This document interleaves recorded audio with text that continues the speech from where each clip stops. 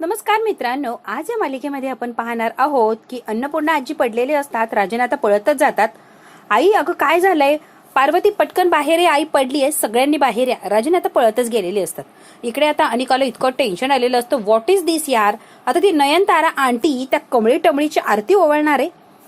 रागिणी म्हणते, अनिका तुला काय झालंय ग? जरा शांत बस की. कशाला एवढी चिडचिड करतेस? हा चिडचिड करतेस का? वेडी आहेस काय ग? कारण की मला माहिती आहे ती कमळी काय चीज आहे आणि ती कमळी काय काय करू शकते. आणि काय एका प्रश्नाचं उत्तर दे. काहीही झालं, किती जरी झालं, ती कमळी टॉप करू शकणार आहे का?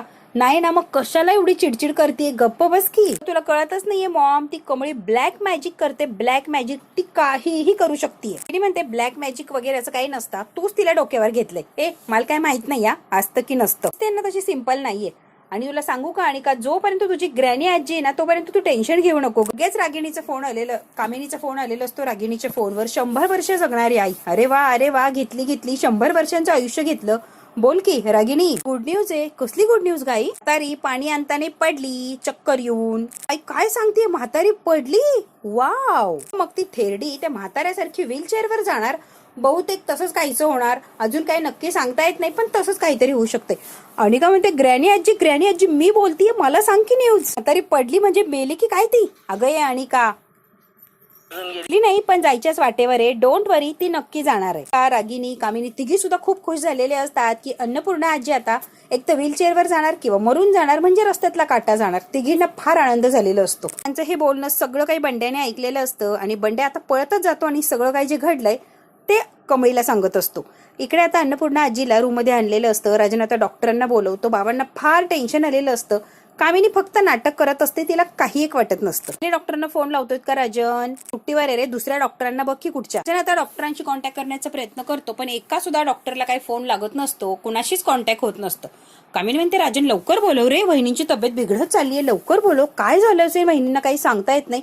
पटकन बोलव. राजन आता डॉक्टरांशी कॉन्टॅक्ट करण्याचा प्रयत्न करत असतात, पण डॉक्टरांना फोनही लागत नसतो. कोणते डॉक्टर अवेलेबल सुद्धा नसतात. राजनला फार टेन्शन आलेलं असतं. कामिनी नुसतीच घालमेल करत असते, उलघाल करत असते. आता कसं व्हायचं वहिनीचं? आता कसं व्हायचं वहिनीचं? कामिनी म्हणते, दुसऱ्या डॉक्टरांना घेऊन ये. डॉक्टर लवकर येणं महत्वाचं आहे. जा राजन, पटकन जा. मला माहितीये तुमच्या लोकांचा माझ्यावर विश्वास नाहीये, पण मी काहीच करणार नाहीये. तुम्ही घेऊन या डॉक्टरांना. वहिनींना बरं वाटणं गरजेचं आहे. जा रे राजन, वहिनीला घेऊन ये. डॉक्टर आणणं गरजेचं आहे बहिणींसाठी. आता राजन गेलेलं असतो.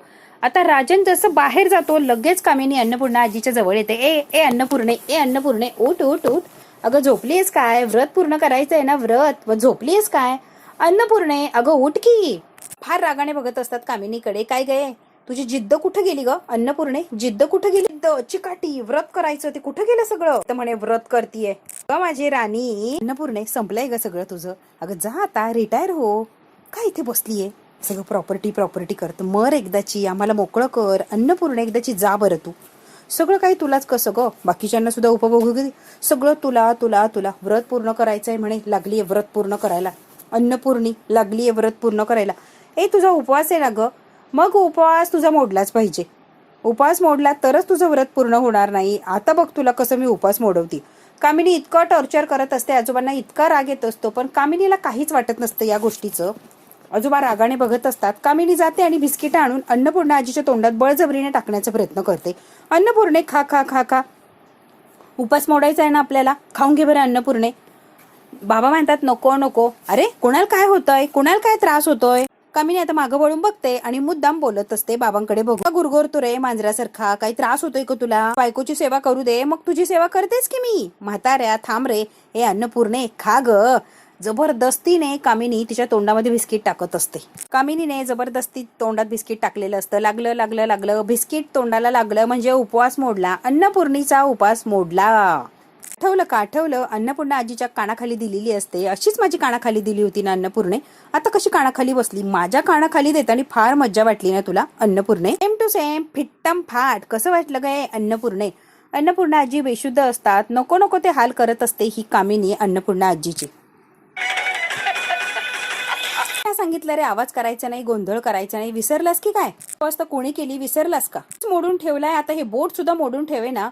कामिनीने आता बाबांचा हात पकडलेला असतो आणि तुझा हात तोडून ठेवते असं सांगितलेलं असतं. मुद्दाम बाबांना ती टॉर्चर करत असते. अगदी जवळ गेलेली असते बाबांच्या कामिनी. विसरला असशील ना म्हाताऱ्या, तर आठवण करून देते की राजनने एक सुंदर मुलगी पसंत केली म्हणून तिला बघायला गेला होता. तू गेला होता ना म्हाताऱ्या? गाडी चालवत पॉम पॉम करत गेला होता ना. म्हणजे आता पळतच आलेला असतो इकडे आणि निंगी आणि कमळीला सांगतो की अन्नपूर्णा आजी पडल्यात आणि त्यांना बऱ्यापैकी लागले. निंगीला कमळीला जेव्हा कळतं तेव्हा इतका राग आलेला असतो. तुला कसं कळलं? अगं अनिका फोनवर बोलत होती, हसत होती, नाचत होती. तिला फार आनंद झाला होता अन्नपूर्णा आजी पडल्यात म्हणून. निंगी म्हणते थांब, त्या अनिकेचा आहे ना भुगाच करतो मी. कमळी म्हणते निंगे तिचा भुगा करणं गरजेचं नाहीये, अन्नपूर्णा आजींची तब्येत बघणं गरजेचं आहे. पण कमळे आपण त्यांच्या घरी गेलो तर त्यांना आवडणार आहे का? त्यांना आवडतं की नाही ते नंतरची गोष्ट आहे. आधी आपलं तिथे जाणं गरजेचं आहे आणि आपण तिथे जातोय. मला काहीच माहित नाहीये त्यांना काय आवडणार आणि काय नाही. आपण मात्र जातोय त्यांना बघण्यासाठी आणि लगेच निघतोय. कमळी मागचा पुढचा विचार करत नाही. अन्नपूर्णा आजीच्या काळजीने अन्नपूर्णा आजीकडे धावतच निघालेली असते. तिने इकडे तमाशा मांडलेला असतो. बाबाला टॉर्चर करत असते, अन्नपूर्णा आजीला टॉर्चर करत असते आणि बाबाची ही अवस्था कशी झाली ही मुद्दामून सारखं सारखं सांगत असते. म्हाताऱ्या, मी एवढे प्रयत्न केले पण तू मेला नाही. एकदम चिवट आहेस रे, चिवट. का नाही मेला रे तू? अमृत पिऊन आले रे, इतक्या वेळा मारण्याचा प्रयत्न केला, साले मरतच नाही रे तुम्ही. उपयोग एक तुझा मासाचा गोळा होऊन पडलाय खुर्शीत, या धरणीला भार, मर की. ना म्हाताऱ्या, जगायचं म्हणून जगतोय, तुझा उपयोग नाही, काय नाही काय नाही, कशाला जगतोय रे? दुसऱ्याला त्रास, मर की म्हाताऱ्या. तुला माझ्याबद्दल सगळं माहिती होणारे म्हाताऱ्या, बोलू शकत नाही, कोणाला काही सांगू शकत नाही, हो ना म्हाताऱ्या? काय रे, हट्टीने जिद्दीने भोग आता कर्माची फळं. तरीच काय करायचं ते बघतेच की. आणि म्हाताऱ्या, मारून नाही टाकत या तिला मी, घाबरू नकोस, मारणार नाहीये मी, तुझ्यासारखीच तिचे हाल करणार आहे. मासाचा गोळा आला ना, तो मीच बोलवलाय, त्याला सांगणार मी आणि असं काही इंजेक्शन देते की कायमचा मासाचा गोळा बनून राहणार ही म्हातारी. नाही पण तडफडत राहणार. तू बघच, दोघं ढकल गाडीतून फिरा, छान वाटेल ना. ढकलगाडी त्याने आता तेवढ्या डॉक्टरांना आणलेलं असतं. डॉक्टर या डॉक्टर साहेब आलात का? देवासारखे आलाय, हीच माझी वहिनी, बघा हिला काय झालंय. गॉड, यांना लगेच एक इंजेक्शन द्यायला लागणार. कामिनी म्हणते कसलं इंजेक्शन डॉक्टर? इंजेक्शन म्हणजे एनर्जी बूस्ट करण्यासाठी द्यावं लागणार. हो. राजन म्हणतो नक्की? डॉक्टर म्हणतात हो, ती फार खालवली आहे ना, त्यांना एक एनर्जी यावी यासाठी इंजेक्शन द्यायला लागणार. डॉक्टर आता इंजेक्शन भरतो आणि इंजेक्शन देणार असतो. कामिनीच्या सांगण्यावरून टोचणार इंजेक्शन तेवढ्यात कमळी आलेली असते. थांबा डॉक्टर, आजीला काय झालंय, इंजेक्शन द्यावं एवढं. कमीला पाहून डॉक्टर आता ततमम करायला लागतो. नाही म्हणून त्यांना चक्कर आली. इंजेक्शन द्यायची काही गरज नाही. म्हणते ही कस काय आली? हिला घराबाहेर काढले, मग इथे येण्याचं कारण काय या पोरीचं? म्हणते बाहेर व्हायचं. कमळी म्हणते मी इथून कुठेच जाणार नाही. अन्नपूर्णा आजी शुद्धीवर येत नाही तोपर्यंत मी इथून हटत नसते. इथून कुठेच जाणार नाही, लक्षात घ्या. कडू आजीने इंजेक्शन देऊच दिलेलं नसतं. राजन म्हणतो जा, तुम्ही काही वाटलं तर मी तुम्हाला फोन करून परत बोलवीन. म्हणत असते या पोरीला इथून घालवून दे, मी इथे तिला ठेवणार नाहीये. राजन म्हणतो आत्या जरा शांत बस. नाही, या पोरीला बाहेर जायलाच लागणार. उगाच मला आवाज चढवायला लावू नको आत्या, आणि तू बाहेर निघ. ठीक आहे, तुम्हाला वाटतंय ते करा, कशाला ऐकायला लागलं नाही का माझं? राजन तुला हवंय ना बाबा, ते कर, मी काहीच बोलणार नाही.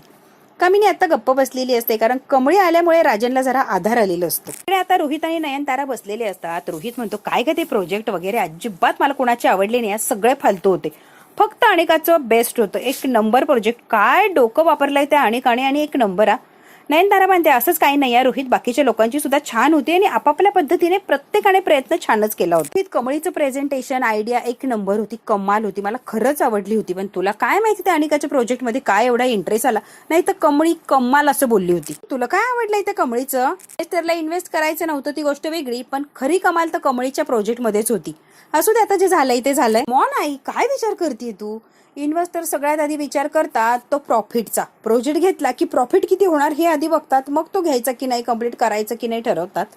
आणि कमळीच्या तर प्रॉफिट कुठेच नव्हतं, आणि मग कसं घेणार आणि कोण इन्व्हेस्ट करायला तयार राहणार? त्यामुळे अनिकाने जो प्रोजेक्ट सांगितला परफेक्ट आहे आणि त्यामध्ये फार फार प्रमाणात प्रॉफिट आहे, त्यामुळे सगळे तयार झाले. आणि कमळीचा चांगला वाईट हे तर मला माहित नाही, पण मला काय आवडला नव्हता. आता तुला आवडला, तुझं तुला माहिती, पण मला कमळीचं प्रोजेक्ट कुठेच आवडलेलं नव्हतं. रोहित असू दे, आता वाद घालण्यात अर्थ नाहीये, जे आहे ते आहे. प्रोजेक्ट मधून काय प्रॉफिट मिळणार होतं आणि आपण काय उत्तर देणार होतो कमळीच्या बाजूने? इन्व्हेस्टरनी किंवा सगळ्यांनी जो निर्णय घेतलाय तो अगदी योग्य आहे. त्यामुळे कमळीचं प्रोजेक्ट चांगलं असं तसं, आता या विषयावर विचार आणि चर्चा करायलाच नको, मला असं वाटतंय. जे झालंय ते झालंय आणि तू विषय सोडून दे. कशाला जे झालंय किंवा जे होणारच नाहीये त्याचा विचार करते? नयनतारा म्हणते रोहित, मी विषय काढलाच नव्हता, तू विषय काढला म्हणून मी बोलतीये. त्यातल्या मुलांना आणून शाळा आणि फ्री शिक्षण वगैरे, बावळट झाली की काय? प्युअर बिझनेस करतो, एनजीओ चालत नाही होत आई. आपल्याला प्रॉफिट आणि प्रॉफिटच दिसला पाहिजे, कळतंय का? दान वगैरे काही करायचं नाही आपल्याला. डाऊन रोहित, अरे काय चाललंय तुझं? मी जस्ट एक बोलले फक्त, आता हे बोलून उपयोग काय? कमळीचं प्रेझेंटेशन तसंही सिलेक्ट झालंच नाहीये, अनिकाचं सिलेक्ट झालंय. मी फक्त जे वाटलं ते बोलले आणि तू एवढा हायपर व्हायची गरज नाहीये, काम डाऊन. वर्षी कमळी पास तर होणार नाहीच आहे, जरी झाला असता तर उपयोग झालाच नसता, हो की नाही? तुझ्या मनासारखं झालं असतं ना, बरं झालं असतं ना आई, बरंच झालं असतं. त्यात महत्वाचं मी तिथे वेळेवर पोहोचलो, नाही तर कमळीचं प्रोजेक्टच सगळ्यांनी एक्सेप्ट केलं असतं. अनिका टॉप करणार आहे आणि अनिकाचंच प्रोजेक्ट सिलेक्ट होणार आहे. कमळीला विनर म्हणून डिक्लेअर सुद्धा केलं असतं. नंतर तर तोंडावर पडायला लागलंच असतं, कारण तशीही ती नापास झालीच असते तुझ्या म्हणण्यानुसार. रोहित आणि नयनतारा विचार करत असतात की कमळी यावर्षी फेल होणार आहे, ती काय पास होणार नाहीये. म्हणतो उद्या फॉरेनर इन्व्हेस्टर बरोबर मीटिंग आहे, फार महत्वाची मीटिंग आहे, त्यामुळे मी जरा तयारी वगैरे करतो. रोहित आणि नयनताराचं फार जमत असतं. रोहित फार खुश असतो की कमळीला चान्स मिळालाच नाही, अनिकाला मिळालाय. रोहितला फक्त श्रीमंत लोक आवडत असतात. राधिका माझ्यासाठी कॉफी पाठव कुणाच्या तरी जवळ. आता रोहित वर चाललेलं असतो, त्याचं फार महत्वाचं काम असतं, म्हणून तो राधिकाला म्हणतो की माझ्यासाठी वरच कॉफी आली पाहिजे. नयनतारा जिथे बसली आहे तिथेच काहीतरी स्टडी करत बसलेली असते. इकडे आता अनिका, रागिनी, कामिनी तिघी जणी बसलेले असतात आणि तिघींचे इतके भांडणं चाललेली असतात की बस. अडाणी मी नाही, अडाणी तू आहेस अनिका. अडाणी मी कॉलेजला आणि मी कसली अडाणी, खरी अडाणी तूच आहे. त्या कमळीला नेहमी गावछाप गावछाप म्हणत असते ना, गावछाप ती नाही तर गावछाप तू आहे अनिका. फेल अनिका होणार, कमळी नाही. मॉम तू काय बोलते, तुला कळतंय का? हो अनिका तू फेल होणार आहेस, कमळी नाही. कमळी इतकी हुशार आणि इतकी सॉलिड पोरगी आहे, तू फक्त तिला अडाणी अडाणी म्हणून सगळीकडे तिची नाचक्की करून टाकली आहे. गावछाप गावछाप, पण खरं हुशार तीच आहे आणि मी मानते कमळी टॉप करणार. अनिका तू फेल होणार. आई मी तुझी मुलगी असून तू माझ्याबद्दल बोलते? हो, कारण जे आहे ते आहे. रागिणी स्वतःच्या तोंडाने कबूल करते की अनिका नापास होणार. दोघींचं भांडण चाललेलं असतं. कामिनी म्हणते काय चाललंय ग तुमचं? कामिनीला आधीच टेन्शन असतं, कमळी घरात घुसलेली आहे आणि या दोघी काय भांडताय, कुत्र्या मांजरासारखं भांडताय. जराही लाज वाटत नाहीये का? प्रसंग काय, टेन्शन काय आणि तुमचं काय ग भलतच का? तुला काय हवंय, तुझ्याशी बोलतीये, सांग पटकन. चल भांडण वगैरे करू नको. एकच गोष्ट हवी आहे ग्रॅनी आजी. कोणती? मी एक्झाम मध्ये पास व्हावं आणि ती गावछाप फेल व्हावी. मला एवढंच पाहिजे आणि बाकी काहीच नकोय मला. गावछाप जर एक्झाम मध्ये फेल झाली की सगळं माझंच झालं. कॉलेजमध्ये ती येणार नाही आणि ती कुठे इंटरफेअर सुद्धा करणार नाही. त्यामुळे गावछाप फेल झाली पाहिजे. मला एवढं आणि एवढंच हवंय ग्रॅनी आजी. कामिनी म्हणते डन. ती पोरगी नापास होणार यात काही शंकाच नाही. तू कशाला उगाच भांडतीयस ग? एक्झाम मध्ये काय गोंधळ घातलाय काय नाही, मला फार भीती वाटायला लागली. आणि त्या गावछापने मध्ये केलंय ना, मला एक्झाम व्यवस्थित देऊच दिलेली नाहीये तिने. प्रत्येक वेळेला रोकटोक केली. कधी कॉफ्या पकडायच्या, कधी सरांकडे न्यायचं. काय काय गोंधळ घातलाय तिने मला व्यवस्थित एक्झामला बसूच दिलेलं नाहीये. ती गावछाप आहे ना, नापास म्हणजे नापास झालीच पाहिजे. मी आत्ताच सांगतेय. म्हणजे मला फार त्रास होतोय. ती कमळी जर पास झाली तर मी हे सहनच करू शकणार नाहीये. ती नापासच झाली पाहिजे आणि मी टॉप करणार आहे. कळतंय का ग्रॅनी आजी? मी टॉपच केलं पाहिजे. कमळी टमळी पुन्हा घरी घुसून आलीये. ती घरी का घुसून आलीये? मी म्हणते तू पास होणार, टेन्शन घ्यायचं नाही, टेन्शन फ्री राहायचं. त्या गावछापचं काय करायचंय ना, माझं मी बघेन, तू लक्ष घालू नको अनिका. तू फक्त तुझं बघ काय करायचंय ते. ती घरी घुसून आलीये, तिचं बघते मी आणि तू पास होणार हे मीच बघते. तू फक्त शांत राहा, एवढंच मात्र तू कर. त्यात महत्वाचं सगळं व्यवस्थित होणारच आहे, पण तुम्हाला दोघींना मी जे सांगते ना महत्वाचं, ते लक्ष देऊन ऐकायचं आणि अगदी ते आणि तसंच करायचं. लक्षात येतंय का? काहीतरी डोक्यात शिरतंय का? महत्वाचं सांगते मी. काय करावं लागणार आहे सांग तर. आता कामिनी सांगणार असते अनिकाला आणि रागिणीला की आता पुढे काय करायचे, पुढचा प्लॅन काय असणार आहे. इकडे आता कमळी आजोबांजवळ असते, त्यांची काळजी घेत असते आणि मी आजींजवळ बसते असे आजोबांना सांगते.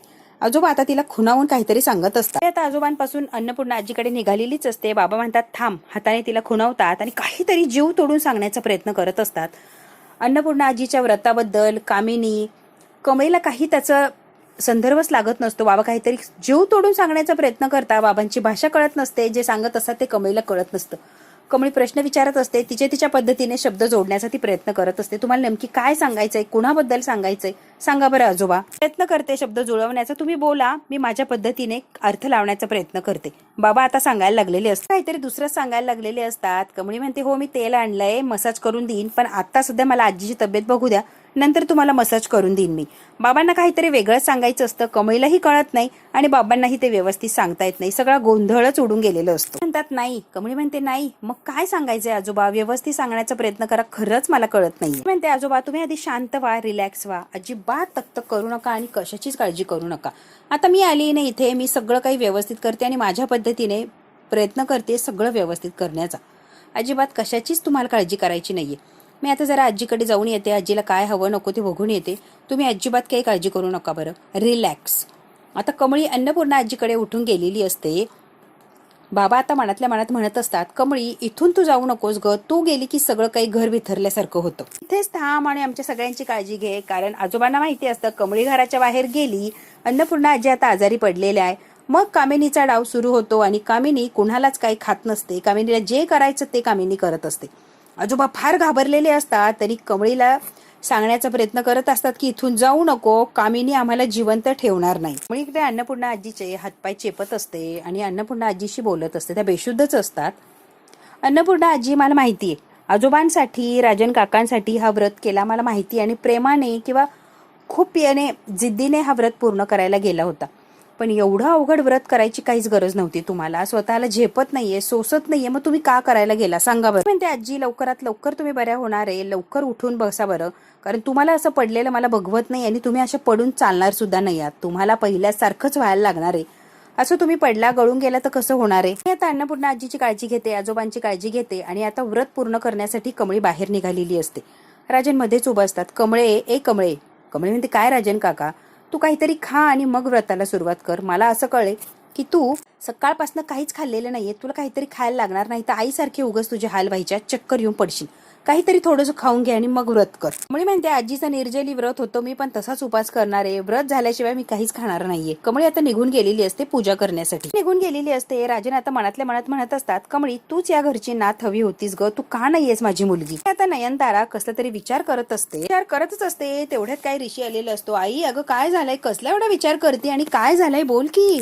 नयनतारा म्हणते, ऋषी एका गोष्टीचं उत्तर खरं खरं दे. कमळीने जे स्पीच दिलं, जे प्रेझेंटेशन होतं, जे काही तिची आयडिया होती, सगळी तूच दिली होती ना, आणि तूच तिला बोलायला लावलं होतं असं असं बोल म्हणून. खरं सांग ऋषी.